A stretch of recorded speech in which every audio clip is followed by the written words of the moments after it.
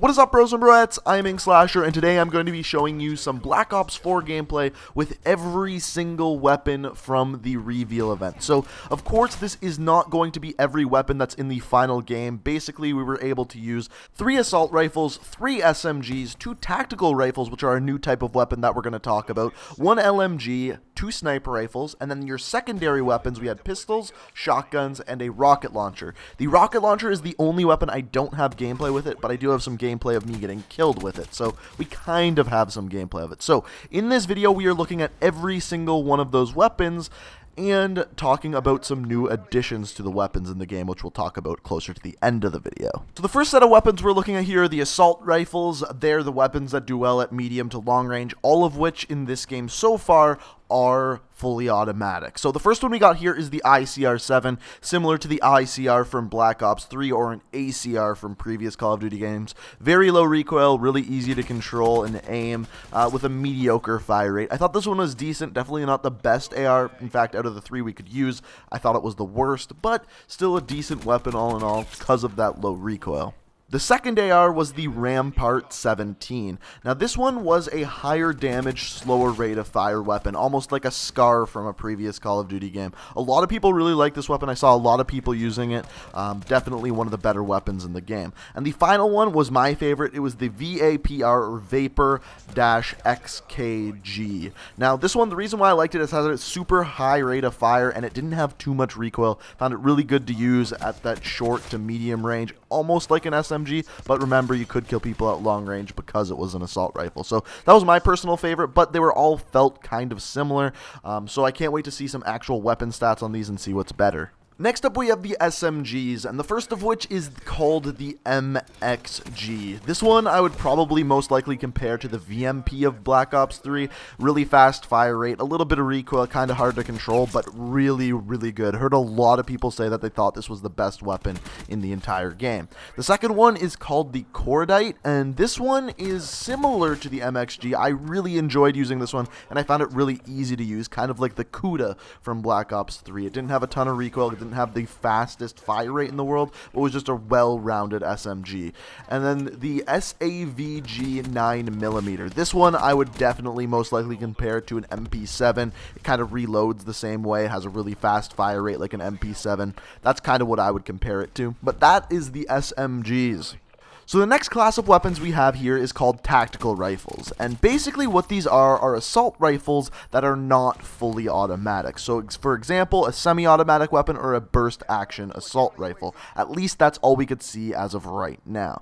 Now, as far as I'm concerned, I used both of these weapons and they were both very, very weak. I definitely think the tactical rifle class as a whole needs a little bit of a buff. But the first one we're looking at here is called the Swordfish, and this one is a burst action assault rifle, and pretty much every time I use this weapon it would be a 3 burst kill, not a 3 round burst, a 3 burst kill. So you needed to get a lot of bullets on target. It didn't have the fastest burst delay, so all in all it just really wasn't a good weapon. The second one was a little bit better. It was called the Auger DRM, and basically this one was a semi-automatic rifle similar to something like the FAL from previous Call of Duty games. It was a 3 to 4 bullet kill, but it had a really slow rate of fire. I think if you just buffed the fire rate up just a little bit and a little bit less recoil, it would actually be a really good weapon. So that's an easy fix. The Swordfish, on the other hand, really needs some work with that one. The next weapon was the Titan LMG, and this one I was actually very pleasantly surprised with. This one really reminded me of the BRM from back in Black Ops 3, and basically the thing I liked about it is it had a 60 round magazine. It didn't make you feel really heavy, it didn't make you feel like you were moving too slow, and on top of that it killed people rather quickly. All in all, I was just really impressed with it. So unfortunately we were only able to use one LMG, but what I saw in it was something pretty damn good. So the one thing I mentioned in the video that I put out earlier today, which was my reaction just to the game in general, was that the time to kill in Black Ops 4 is a lot slower than really anything we've seen before, at least anything since Black Ops 1. And someone commented, Thomas S. commented here, asking whether the time to kill being slow and having snipers still be one-shot kills makes snipers really overpowered. And it kind of does. Basically, snipers in this game are like Black Ops 3. There's no aim assist on them, but they are a one-hit kill. In fact, I didn't see anyone get a hit marker with snipers whatsoever. So they're a little bit overpowered, but they're way more difficult to use than snipers in a game like Call of Duty World War II or other Call of Duty games. So they're kind of balanced, they're a little bit trickier to use, but they're still really good. So the two sniper rifles we have here is, first of all, the Paladin HB50, which is like your stereotypical 50 cal sniper rifle that we've seen in previous Call of Duty games. I use this one a little bit in two different gameplays, and then you have the Koshka. Now, I actually didn't use the Koshka, so the game player here is actually watching Sprat's gameplay, so it's much better sniping gameplay than my own. And watching his gameplay, you can kind of see this one has a smaller hitbox than the Paladin HB50, so less damage but a faster fire rate, whereas the Paladin is more of a larger hitbox, more damage, slower fire rate, and it also seems like a slower aim down sights time as well. So another new part about Black Ops 4 is that once again, shotguns are no longer primary weapons, they are secondary weapons. This is actually similar to Modern Warfare 2. I believe that's the only other Call of Duty game that did this, unless you were using Overkill as a perk. But the first secondary weapon we have is the Strife pistol. Now, I personally didn't kill anyone using this weapon, but I did pick it up, fired it around a little bit, and when I did see people get kills with it, it was about a 4 to a 6 bullet kill, which is similar to other pistols and other Call of Duty games. It actually seemed pretty decent compared to the other weapons in the game. Now, the second secondary weapon is the MOG 12. Now, this is a shotgun, reminds me very similarly to the SPAS 12 or SPAS in other Call of Duty games. The big difference is I didn't see anyone get a one-shot kill with the shotgun. I'm sure it's possible, I'm sure people can do it, but you just have to be very close. Most of the time, I was getting a 2 or even a 3-shot kill with this weapon. And then finally, we have the rocket launcher. Now, personally, I didn't get any kills with the rocket launcher. It's called the Hellion Sablo, but I do know that you can kill people pretty easily with this thing. I got killed with it, saw a couple other people get killed with it, so it is good, much better than rocket launchers are in Call of Duty World War II.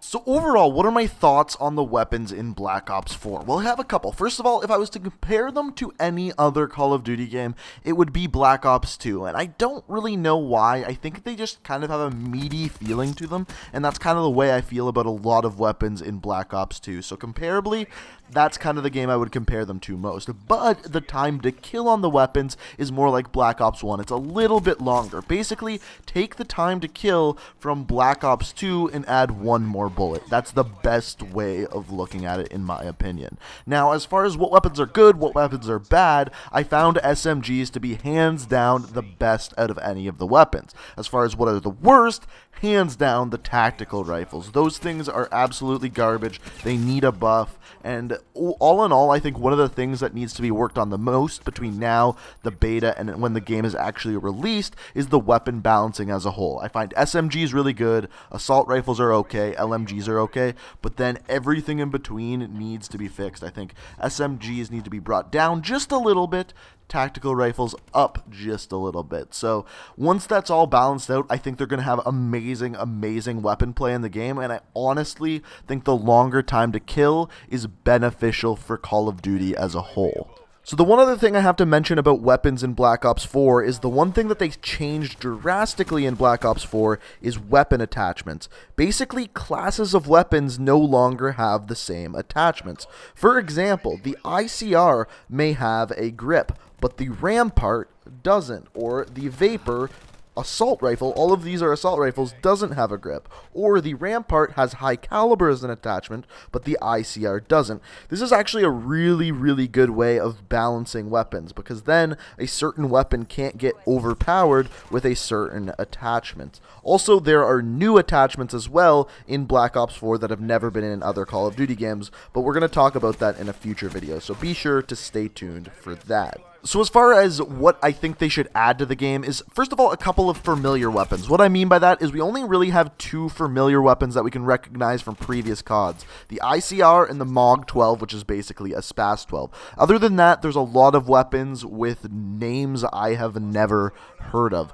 Other than that, though, I think there should be some slower firing weapons. There's no real weapon in the game as of right now, like the Man of War from Black Ops 3 or the Gorgon from Black Ops 3. So some slower firing automatic weapons I think would be a good addition, and definitely some good burst action weapons would be nice to see as well, because the swordfish, the one that's in there right now, really isn't good if you ask me. But guys, that is every weapon in Call of Duty Black Ops 4. If you enjoyed the video, it would be awesome if you could hit that like button. It was really hard to get gameplay with every single weapon, having to switch pretty much every time I died. So it would be really nice if you could hit that like button. It really would help out the channel and help out the video. Also, if you like what you see, I'm going to have plenty more Black Ops 4 videos coming. So be sure to hit that subscribe if you want to stay up to date on those. And if you want to be notified when my videos come out, hit that little bell icon. It'll keep you notified. But guys, I hope you enjoyed the video. Thank you so much for watching, and until next time, peace out.